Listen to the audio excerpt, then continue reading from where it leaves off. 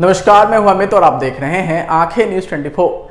लोक जनशक्ति पार्टी रामविलास के राष्ट्रीय अध्यक्ष चिराग पासवान पटना पहुंचे। भागलपुर में हुए पुल हादसे पर चिराग पासवान ने बयान देते हुए कहा कि जो मुख्यमंत्री नीतीश कुमार जीरो टॉलरेंस और करप्शन की बात करते हैं, बात बात पर ये जताते नहीं थकते हैं कि भ्रष्टाचार के खिलाफ उनका जीरो टॉलरेंस है। ये मुख्यमंत्री के सामने जीता जागता उदाहरण है कि कैसे उनके नाक के नीचे बिहार के बड़े बड़े प्रोजेक्ट्स भ्रष्टाचार की देन पर चढ़ गए हैं। मुख्यमंत्री के पास फुर्सत नहीं है भारत भ्रमण करने से, लेकिन अगर थोड़ा समय निकालकर प्रदेश भर के भ्रमण पर निकल जाए तो इनको पता चल जाएगा कि ये मात्र एक उदाहरण है। और ये उदाहरण भी इसलिए बना क्योंकि एक बड़ा पुल था। अधिकांश भ्रष्टाचार के कार्य हो रहे हैं वह मुख्यमंत्री के जानकारी में वैसे भी नहीं होता है। हर बात में बोलते हैं, उनको मालूम ही नहीं है। आइए आपको सुनवाते हैं और क्या कुछ कह रहे हैं चिराग पासवान।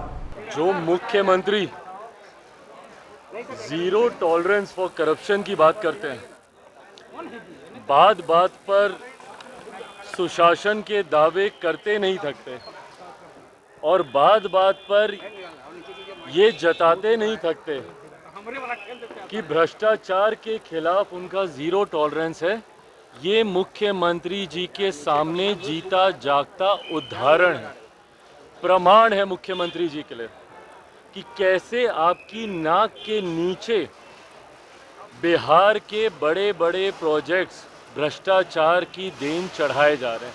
ये एक उदाहरण है। मुख्यमंत्री जी के पास फुर्सत नहीं है भारत भ्रमण करने की, पर अगर थोड़ा सा समय निकालकर अगर प्रदेश भर के भ्रमण पे निकल जाए तो इनको पता चलेगा कि ये तो मात्र एक उदाहरण, और वो उदाहरण भी इसीलिए बना क्योंकि भाई एक बड़ा पुल था, ढह गया।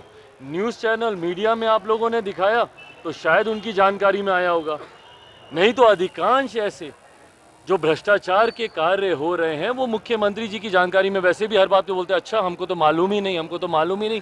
उनको मालूम ही नहीं है कि बिहार में कितना भ्रष्टाचार हो रहा है। मैं पुनः दोहराता हूँ, 7 निश्चय पुनः उसी में से ही है।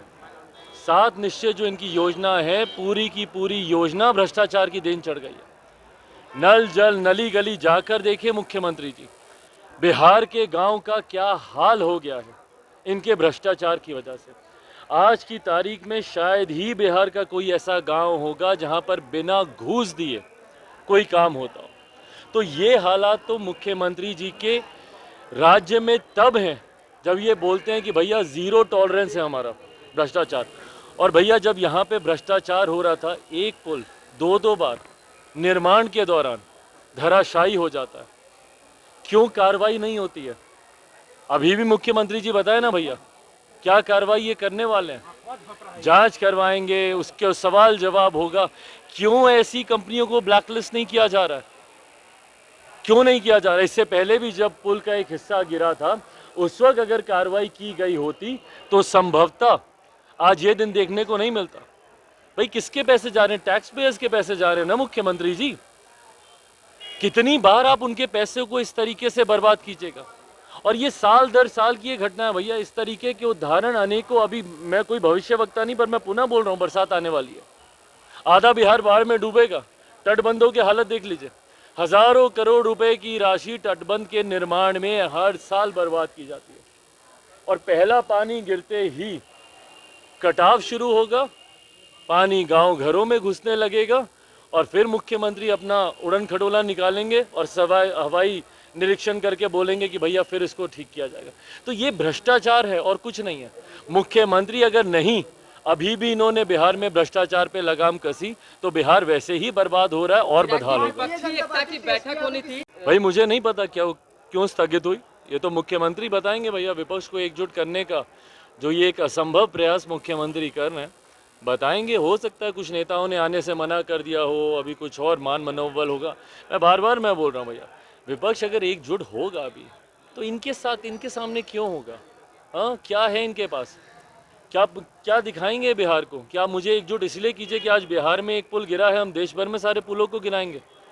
बिहार का अपराध का ग्राफ हम देश में भी दिखाएंगे। यही बोलते हैं ना, बिहार में दिखा है देश में दिखेगा।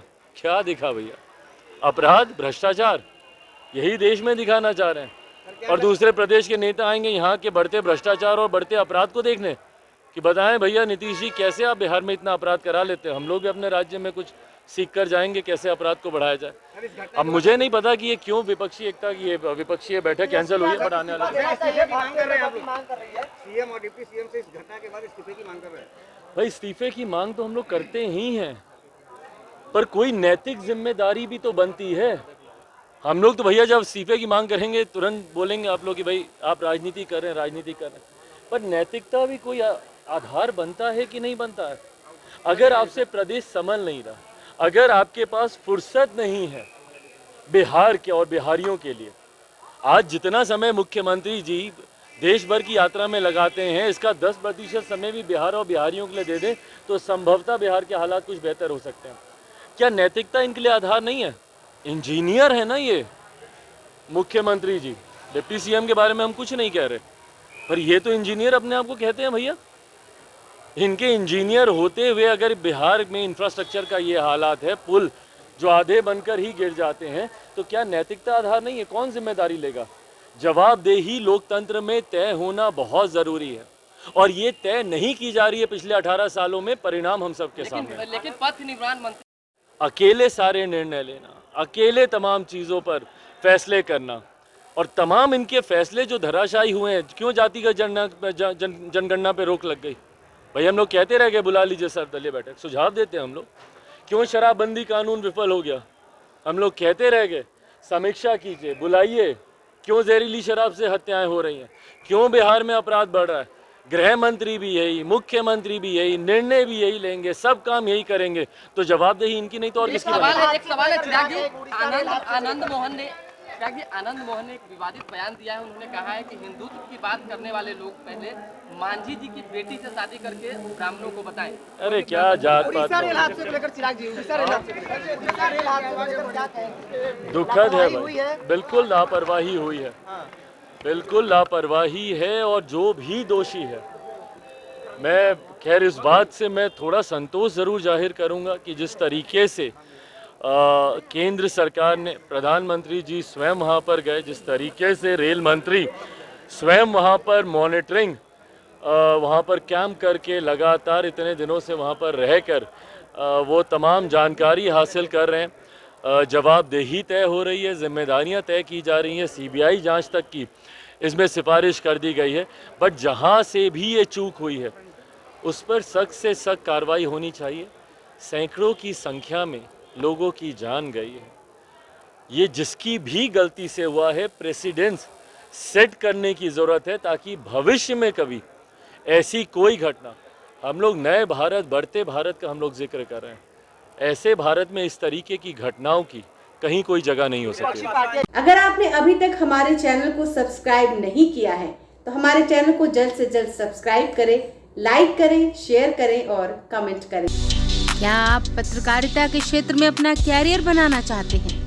तो आज ही royal Ashoka institute of mass communication and journalism में अपनी जगह सुनिश्चित करें। आर्यभट्ट ज्ञान विश्वविद्यालय पटना से मान्यता प्राप्त 100% प्लेसमेंट के साथ royal Ashoka institute of mass communication and journalism नामांकन जारी है। हमारा पता है DS/16 गायत्री मंदिर के समीप, कंकड़ बाग, पटना 8,20,000। आप हमें संपर्क भी कर सकते हैं। हमारा मोबाइल नंबर है 9955456126।